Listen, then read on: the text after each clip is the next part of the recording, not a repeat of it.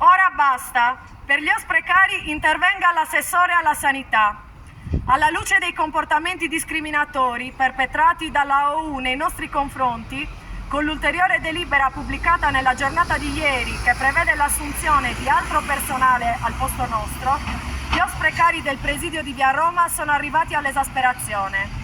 Nei precedenti incontri la dirigenza del Policlinico a parole si era dimostrata vicina e solidale, sensibile alla nostra problematica, ma dichiarava di avere le mani legate in quanto non vi erano posti disponibili per il nostro reinserimento o per le nuove assunzioni.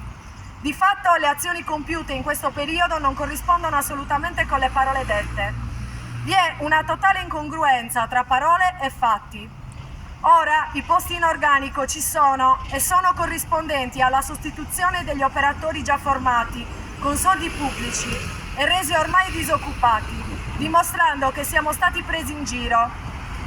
Chiediamo all'assessore alla sanità, che nelle prossime ore si insedierà, di convocare immediatamente un incontro per indicare il percorso della nostra stabilizzazione.